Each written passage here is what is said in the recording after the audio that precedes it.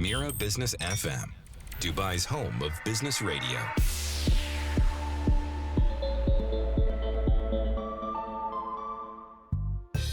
Welcome back. I'm back on Midday Majlis, and now to shift angles. So, across the UAE and the wider region, we're seeing more women stepping confidently into entrepreneurship, from fintech to AI, and registering thousands of new businesses every year, in fact, every day. So, this show today is going to talk about what it actually takes for the landscape to evolve when it comes to women leaders. And going forward, I would like to share some interesting facts. What's interesting about women in startup space is that many of these founders are under 40. So it's a very young, digitally confident generation of women shaping the ecosystem. And it's not just here, across the Middle East and neighboring regions. Nearly 8 in 10 women say that they want to start a business, which signals a real cultural and the economic shift. So globally, there is progress too. More women are investing and supporting startups, though funding access is still an ongoing challenge, which makes conversations like the one we're going to have today very important. So to discuss this with us, my guest joining us is Amoye Henry, the founding partner of FoundHers Venture Capital. She's moved from building companies to investing in them, supporting startups as they grow across markets, including the GCC. Her perspective will make the conversation really great, I'm hoping. And I welcome her to the show. Amoye, we're so glad to have you with us here on Midday Majlis. Thank you so much for having me, Sahar. It's an honor and a pleasure to be here. So, Amoye, we've been actually talking about how more and more women are stepping into the startup world across the region. So, from your perspective, what's really driving more women to start businesses right now?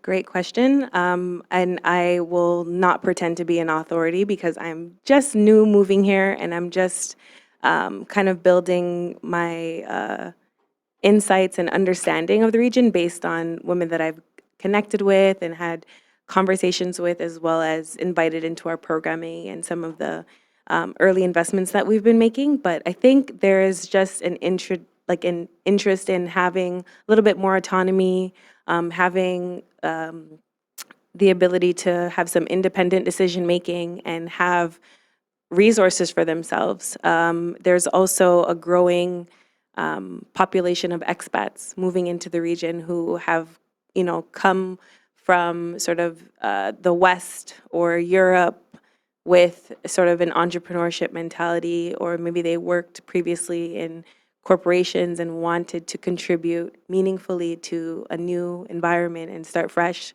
through entrepreneurship. So there's, a hybrid of different reasons, but it's quite inspiring because we're seeing women start businesses in anything from parent tech, which is a very new and evolving industry, really focused on parenthood and using technology to elevate or scale businesses around the household and things like that, taking care of children, seeing a lot of startup businesses around dating, which is very interesting in the Arab world particularly, and businesses around modesty, so fashion and But these kind of businesses are a bit unheard of. You think so? Yeah, I think I've never heard of that before. Mhm. Like, it's something new that has come up. Fair. So with time, we're just coming up with different ways of starting different businesses and making them trends in a way. I could totally agree with that. I think there's also a sense of people were doing these businesses before, in a sense, maybe not to the mass scale, but now through the adoption of technology and things like AI, it's easier to build them and it's easier to get a wider audience and scale quicker. So you would see like apps like Service Market or other platforms that assist people with getting, house care services, right? Childcare services. These are now being built built from everyday people who are not exactly expats, but who are learning how to adopt AI into their business framework. So it's exciting to witness. And you're right, in a sense, some of them are different, but some of them are just graduated versions of what we've already seen for many generations. Right. So it's definitely opening more doors, clearly, as we can now come to a conclusion. And now, moving on, the younger founders, they seem to be playing a big role in shaping today's startup culture. So, what do you have to say about that? I love that you pointed out that people that are under the age of 40 have been starting businesses. That's something that we've been seeing a lot, particularly in the West, North America. I think And you'll be surprised, that's the case here as here as well well. in the GCC. That's There's very so exciting. many young entrepreneurs now than ever before. I think the world is shifting, and I think our generations are valuing autonomy more. I think working at big corporations and working at big companies was once very exciting because of that security and that permanency that you felt like, okay, every 2 weeks or every month I'm going to get a salary hitting my account and I'm going to be good to go, my bills paid, everything like that. But people are The understanding. mentality has changed now. Yeah, people are understanding that we are living in a global economy. So you can have a business that you're working in your, 600 square foot apartment, but you're impacting somebody's life in Africa or in Asia. You have the ability to have a global workforce, right? Right now, we have a global workforce on our team. We have staff in Canada, we have staff in parts of Africa, we have staff in Europe, and staff here in the Middle East. And it's just expanding. And I can literally work in my office, my home office, and I can still run my business globally. So there's the flexibility, there's the ability to make money outside of like a set salary, right? You kind of kill what you eat in a sense, or sorry, eat what you kill. And so if you're able to get a lot of business and get a lot of customers, that enhances your revenue versus if you have a job, you have to wait until your The end of the review month, or yeah. right to see certain things. And I think this globalization or this global economy is also exposing us to like young entrepreneurs, if you will, to And there's so much diversification now. yes, there is. There's so many different industries. There's so many different ways. And people do not feel secure with just one job anymore. People want multiple Roles. right? Multiple streams of revenue, and they want the ability and the comfort of knowing, okay, if this may not work out, I have this option, I have this option, I have this flexibility. And I know for myself, as someone that's been an entrepreneur for 9 years now, I used to work for the government. I came from a government background, that kind of rigidity and that discipline. And being an entrepreneur has allowed me to travel. I've traveled to almost 70 countries in the world, doing my business and supporting entrepreneurs globally. And I wouldn't have that flexibility if I was locked into a 9 to 5. And people could say that COVID, right? And the aftermath of COVID, how it opened us up to working online and working globally has changed the workforce in a sense and changed how people adapt to the experience of trying to generate income. Definitely. And, when you were just talking about all of this, what came to my mind was the freelancer work, which was The not a freelance thing. economy is huge. Exactly. It wasn't a thing back in the days because people were just doing one kind of job, waiting for their paycheck to come, and then Yep. this is it. But Absolutely. now things have changed. We see so many more people working as a freelance because, of course, they don't want to just do one thing Right. only, Right. but there are multiple roles. And you know what? Before, when we used to have that kind of mentality, we weren't even aware of the kind of talents and didn't. skills we had. Right. No, it's absolutely true.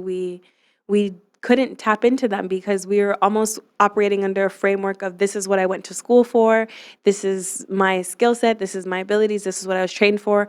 And now you have the flexibility. Again, I keep using that word, but I think that really is like the resonating word for how the millennials and the Generation X kind of see, or Generation Z, sorry, see the workforce now.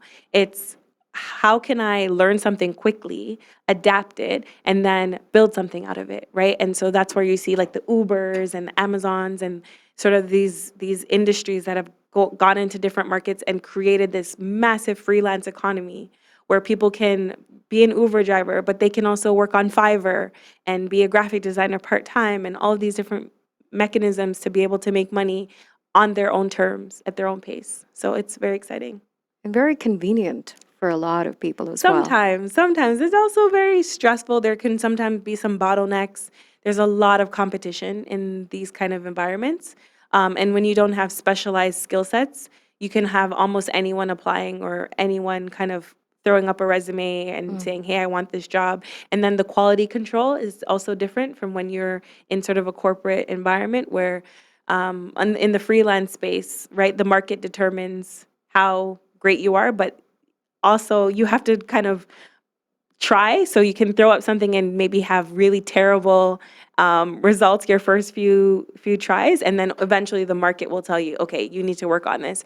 But in the corporate environment, you don't necessarily have that. You start at a certain standard and then you build up. So it goes both ways. Right. And now moving on, Amoy, we're also seeing women launching businesses beyond the traditional sectors. Yes. Back in the days, the approach was, women used to think that, okay, how about I come up with a new fashion line or maybe something to do with makeup, launch something Lifestyle new. businesses. Exactly. But Yeah. now it's so much more to that. So which industries are you seeing the most momentum in, and what's attracting founders to them?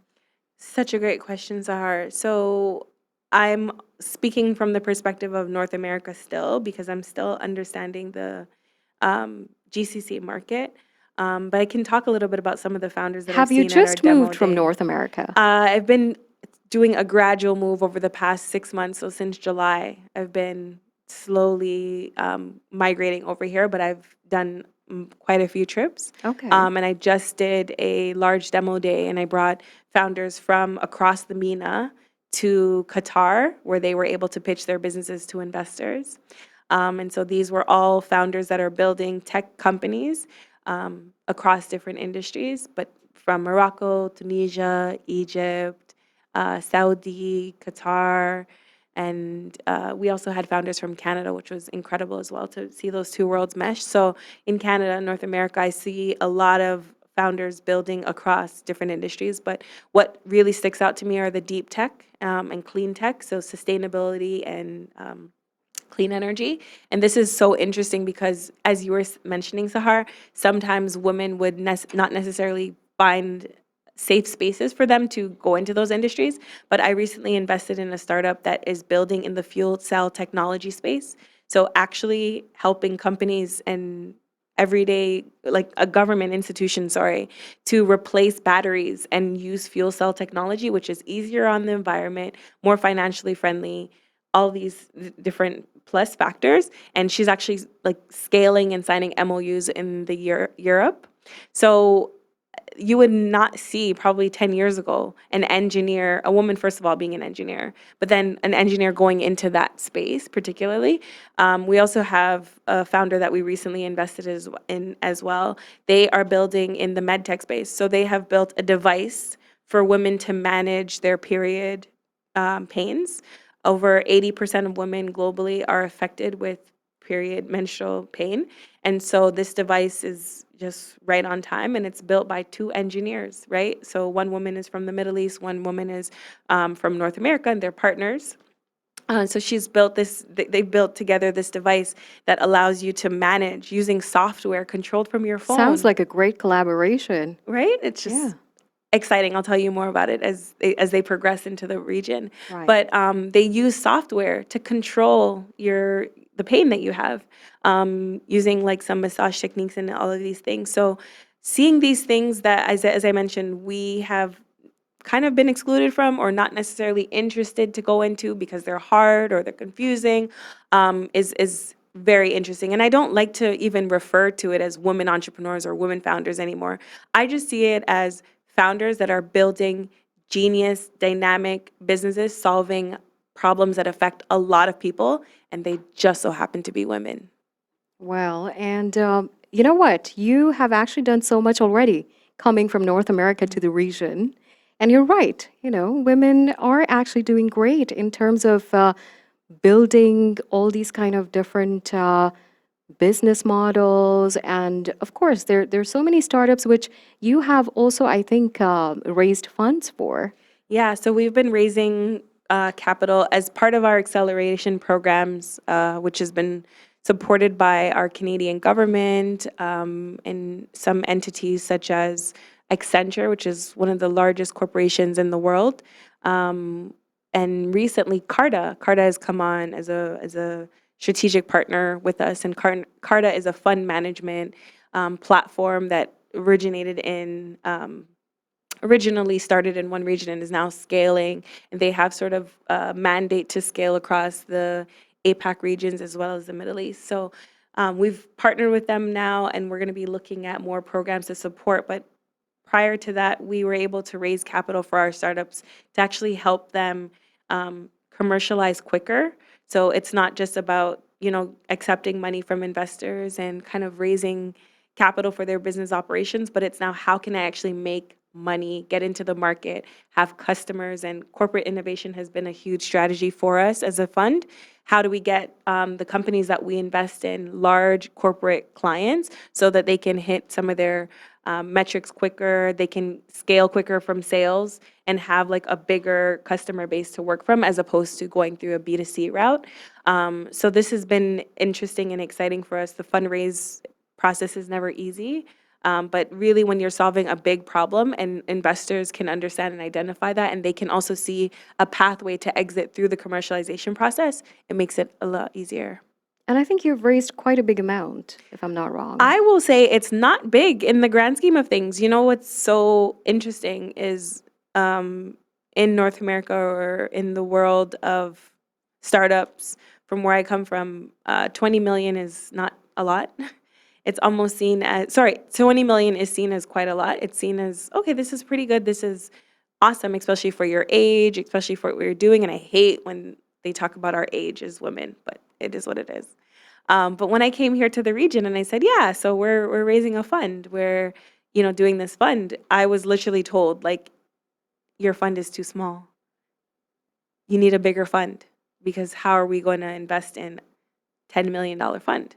So we actually did a lot of research, we did a lot of scoping, had conversations, traveled to multiple GCC countries. And again, is this because of the competition? In terms of the size of the fund? Right. I don't exactly know if it's that. I think maybe it comes down to operational and administration pieces.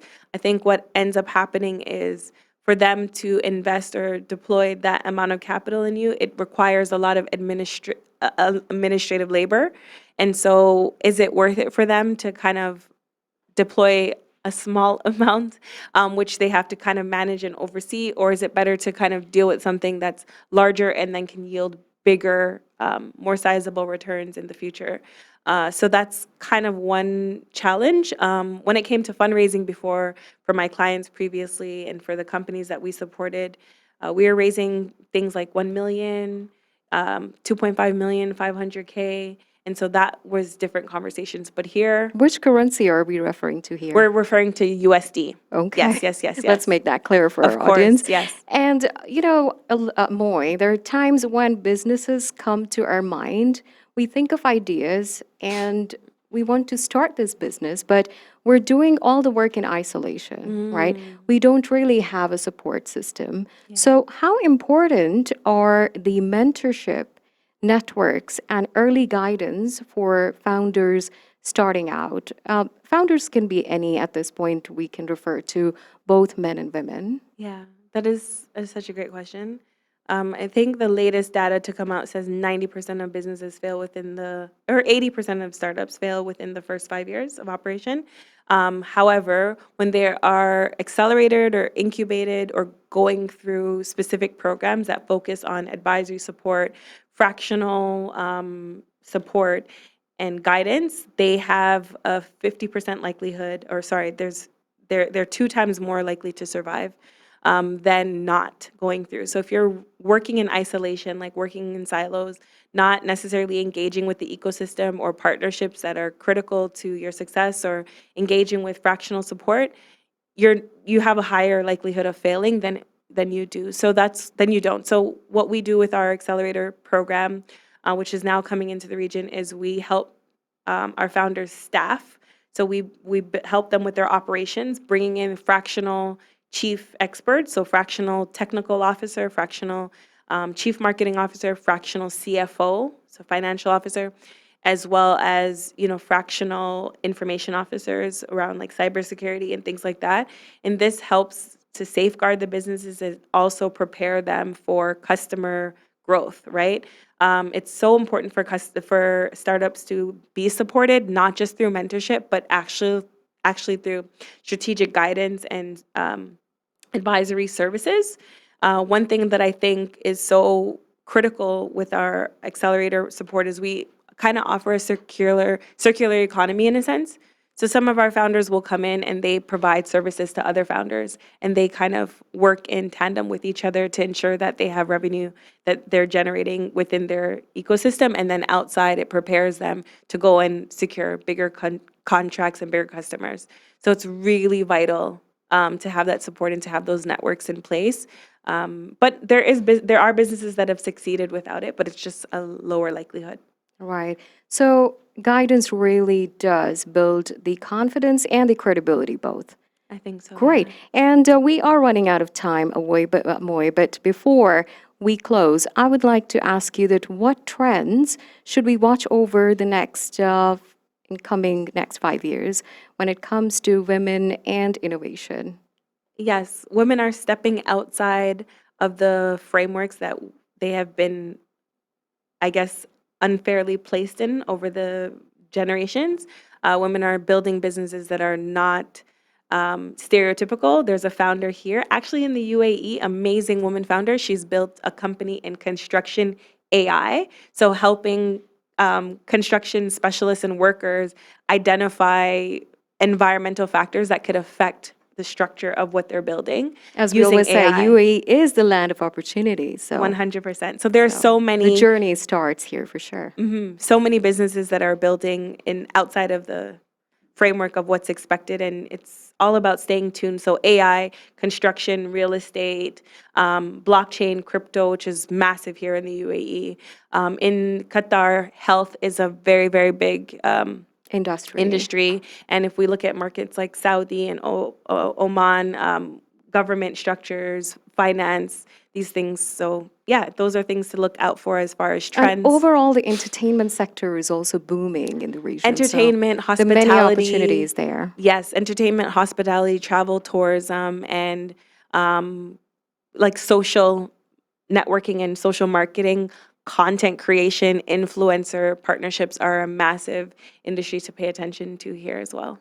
Yes, it is. And now, so looking forward together, I think we're just looking towards the more and more advancement and success for women in startup world. Thank you so much, Amoye, for being able to join us today. Thank you. I appreciate it. And of course, I had a lot of other questions to ask you, but we're running out of time. So I guess we'll do it another time. Yes, I'm happy to come back anytime. I'm very close to you. You're so more than welcome. yes, thanks for having me. You're welcome.